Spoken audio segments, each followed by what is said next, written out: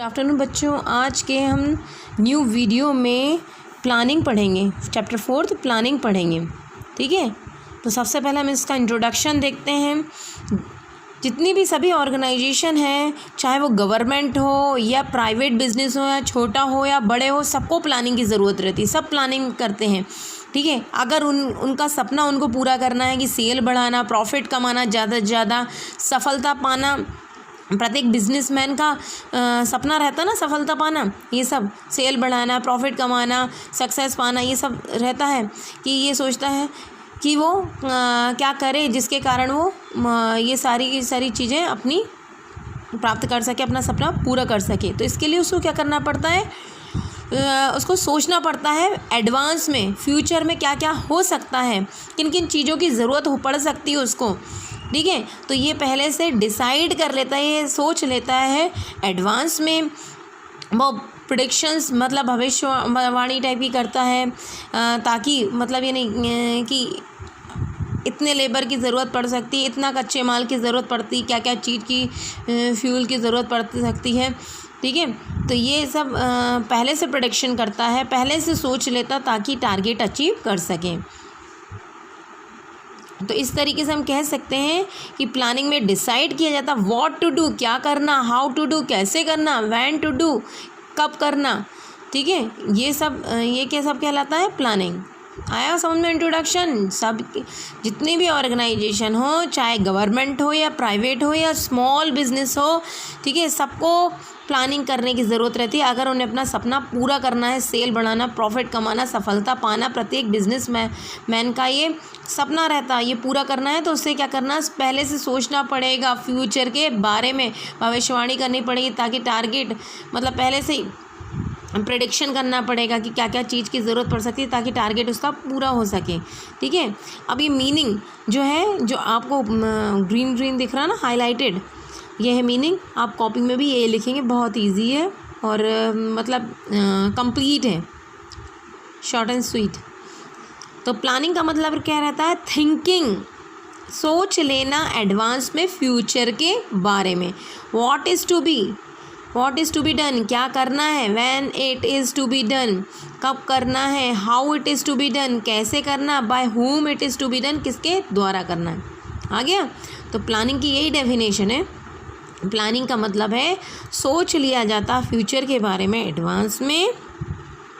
What is to be done, क्या करना, when it is to be done, कब करना, how it is to be done, कैसे करना, by whom it is to be done, यानी किसके द्वारा करना।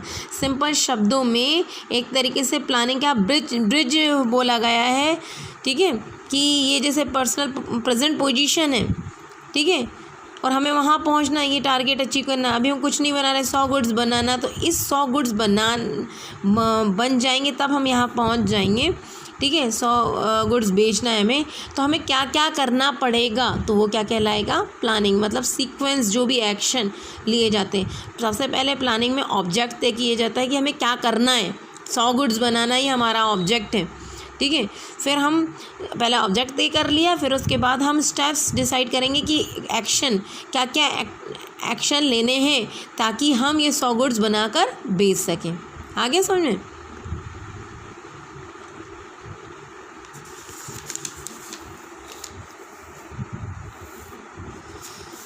अब ये देखिए next topic, future nature and characteristic of planning. देखिए, planning contributes to objects. Planning contributes to object का मतलब रहता है प्लानिंग शुरू ही होता है। प्लानिंग जैसे ही शुरू होती है तो सबसे पहले क्या होता है, प्लानिंग स्टार्ट होने से पहले हम ऑब्जेक्ट तय करते हैं कि हम जो हमारी ऑर्गेनाइजेशन स्थापित हुई है, हम कोई भी बिज़नेस कर रहे हैं, तो उसका उद्देश्य क्या है, क्या उद्देश्य है। तो हम सबसे पहले ऑब्जेक्ट बताएंगे, तब उसके आधार पे व्यक्ति प्लान करेगा कि नहीं। ठीक है, तो ऑब्जेक्ट सबसे पहले डिटर्मिनेशन ऑब्जेक्ट बताया जाता है, फिर planning start with object. Planning शुरू ही होती, ध्यान रखिए, ऑब्जेक्ट बताकर। हम प्लानिंग के बारे में सोच ही नहीं सकते। हम प्लानिंग कैसे करेंगे जब हमारा कोई उद्देश्यहीन है, हम उद्देश्य ही नहीं हमारा, तो हम क्या प्लान करेंगे। ठीक है, जैसे हमारा उद्देश्य है डॉक्टर बनना, ठीक है, एक उद्देश्य डिसाइड कर लिया कि हमें डॉक्टर बनना है, तो हम उसके अकॉर्डिंग सब्जेक्ट लेते हैं और उसके अकॉर्डिंग प्रिपरेशन करते हैं। जैसे हमें MPPSC पे फेस करना है तो हम क्या करेंगे, हमको वो करना है तो हम उसके अकॉर्डिंग कॉम्पिटिटिव एग्ज़ाम की तैयारी करेंगे, क्या क्या सब्जेक्ट में आता है उससे रिलेटेड सब्जेक्ट लेंगे ताकि हमारे लिए ईजी हो और आसानी से हम कंपटीशन को फेस कर सकें। तो सबसे पहले ऑब्जेक्ट डिसाइड किया जाता है। बिना ऑब्जेक्ट के प्लानिंग के बारे में सोच ही नहीं सकते हैं। जैसे ही हमने ऑब्जेक्ट सेटअप किया, फिर प्लानिंग में डिसाइड करते हैं कि कौन सी मेथड, बहुत सारी मेथड रहती है प्रोडक्शन की। लेबर इंटेंसिव बताया था ना, जो मजदूरों से काम करवाया जाता है। कैपिटल इंटेंसिव मतलब मशीनों से काम कराया जाता है। तो कौन सी ध्यान रखिए, प्लानिंग जब भी होगी जब बहुत सारे अल्टरनेटिव्स हों। तो हमारे पास बहुत सारी मेथड है, तो कौन सी मेथड हमारे लिए अप्रोप्रिएट हो, हमारी रिसोर्सेज मतलब हमारी कंपनी की फाइनेंशियल पोजीशन के हिसाब से और हमारे को हर प्रकार से सूट हो जाए, ठीक है, वो चुनना।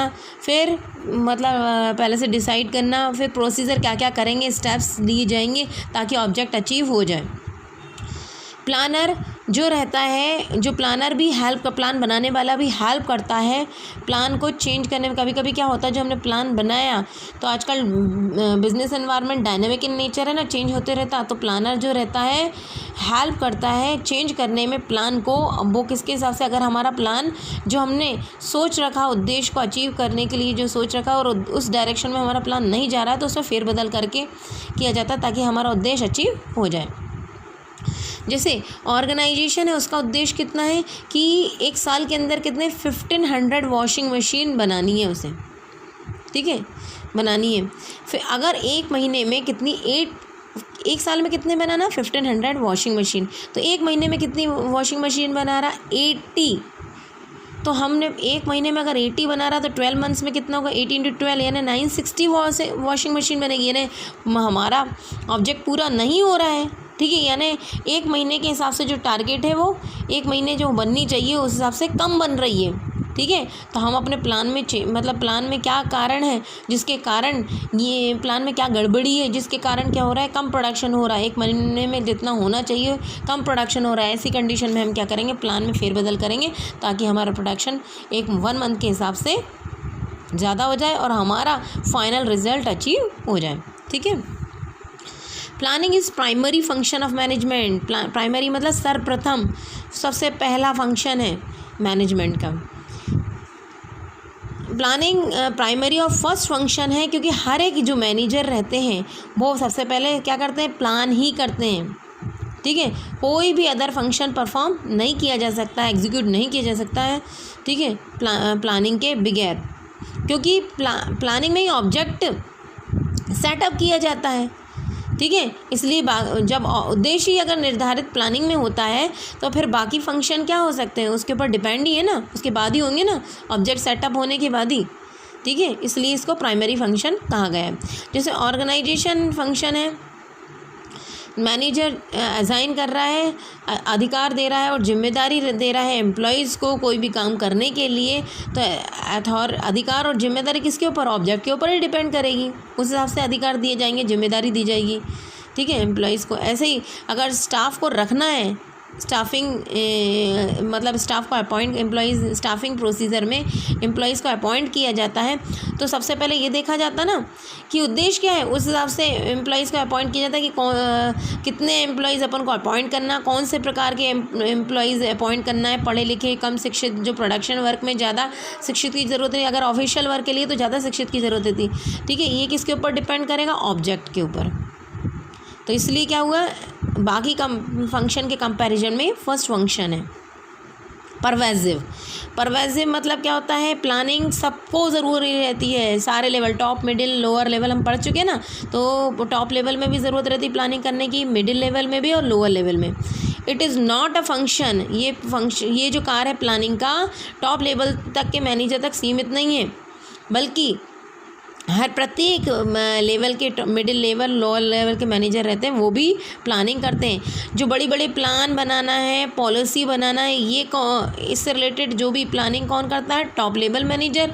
और अपने डिपार्टमेंट की जो डिफरेंट हेड्स रहते हैं ना डिपार्टमेंट के, जैसे फाइनेंशियल डिपार्टमेंट के फाइनेंस मैनेजर, मार्केटिंग डिपार्टमेंट के मार्केटिंग मैनेजर, सेल्स डिपार्टमेंट के सेल्स मैनेजर, ये सब जो डिपार्टमेंट के मैनेजर रहते हैं वो अपने डिपार्टमेंट के प्लान करते हैं ताकि उनका डिपार्टमेंट ज़्यादा से ज़्यादा अपना टारगेट पूरा कर सकें। और लोअर लेवल के मैनेजर भी प्लान करते हैं, ठीक है, ताकि हमारा, क्योंकि इन्हीं के ऊपर प्रोडक्शन वर्क तो यही करेंगे, तो ओवरऑल ऑब्जेक्ट अचीव करना है तो इन्हीं के ऊपर डिपेंड करता है। तो ये डे टू डे वर्क को प्लान करते हैं कि ताकि रूटीन एक्टिविटी रोज़ जो टारगेट है वो पूरा हो सके, ठीक है।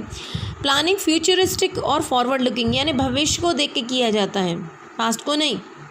प्लानिंग हमेशा आगे देख के की जाती है, फ्यूचर को देख के की जाती है। प्लानिंग कभी भी पास्ट को देख के नहीं की जाती। हर प्रत्येक मैनेजर जो रहते हैं प्रेडिक्शन मतलब भविष्यवाणी करते हैं या अनुमान लगाते हैं, जैसे कितना कच्चा माल की ज़रूरत है, कितने लेबर की ज़रूरत रहेगी, ठीक है, क्या क्या हो सकता है, तो इसके बारे में भविष्यवाणी करके और पास्ट के आधार पर। पिछले साल हमने जो माल बनाया था तो हमें क्या कहते हैं 50 क्विंटल रॉ मटेरियल की ज़रूरत, मतलब इतना लगा था। तो अब क्या होगा, हम और सेल बढ़ा रहे हैं और प्रोडक्शन कर रहे हैं, तो हमें पहले कंपैरिजन में ज़्यादा रॉ मटेरियल की ज़रूरत है। तो मतलब पास्ट का के हिसाब से प्रेडिक्शन किया जाता है इसमें। और क्या होता है, ये मैनेजर के अनुभव भी इम्पोर्टेंट रोल अदा करता है ताकि वो रेगुलरली स्कैन करते हैं जनरल एनवायरनमेंट को। प्लानिंग कंटिन्यूस प्रोसेस है, प्लानिंग ऐसी प्रोसेस जो लगातार चलती रहती है। जो अंडरलाइन किया वो अब देख लेना इसमें। प्लानिंग कभी भी ख़त्म होने वाली प्रोसेस नहीं है, ठीक है, ये कंटिन्यूस प्रोसेस है। जैसे ही प्लान बनाते हैं फिर उसके बाद देखते हैं कि अगर चेंज की ज़रूरत रहती है तो समय समय पर चेंज करते हैं, क्योंकि बिजनेस एनवायरनमेंट में चेंज होते रहते हैं, ठीक है, तो इसलिए कंटिन्यूस प्रोसेस है। जैसे एग्जांपल, ये प्लान हमने बनाया था बूम पीरियड, जब हमारा उन्नति का दौर चल रहा था, तो जब बहुत मतलब यानी प्रोडक्शन तेज़ी से हो रहा, खूब ज़्यादा प्रोडक्शन हो रहा, माल बिक रहा, गोडाउन में जैसे ही आता और बिक जाता। लेकिन अब हमारा क्या हुआ, मंदी का दौर हो गया, डिप्रेशन पीरियड आ गया।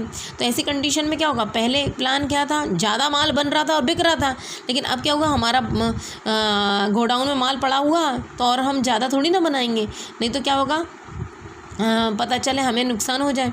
तो ऐसी कंडीशन में क्या होगा, जितना माल मतलब ये ना हम प्रोडक्शन थोड़ा कम कर देंगे, तो जैसा समय रहेगा उस हिसाब से प्लान को चेंज करते रहते हैं। इसलिए ये कंटिन्यूस प्रोसेस है, नेवर एंडिंग फंक्शन है। प्लानिंग इन्वॉल्व्स डिसीजन मेकिंग, इसमें निर्णय लेने की ज़रूरत रहती है। प्लानिंग फंक्शन में बहुत सारे अल्टरनेटिव, प्लानिंग की ज़रूरत कब रहती है, जब अल्टरनेटिव्स अवेलेबल हो, ऑप्शन में चीज़ हो, जैसे एक से ज़्यादा मेथड हो, एक से मतलब यानी मशीन अगर चूज़ करना तो बहुत सारी मशीन्स हो, ठीक है, टेक्नोलॉजी चूज़ करना तो बहुत सारी टेक्नोलॉजी। तो अगर आपको प्लानिंग की जभी ज़रूरत रहती है जब ऑप्शन हो। अगर हमारे पास एक सिंगल ही मतलब ये हमारे लिए मेथड है, ठीक है, सिंगल ही मेथड टेक्निक सिंगल है, ठीक है, तो हमें प्लानिंग करने की ज़रूरत नहीं, क्योंकि हमें वही करना है, तो हमें प्लान करने की क्या ज़रूरत है। Planning function needed only when the different alternatives are available and we have to select most suitable alternatives। समझ में आया।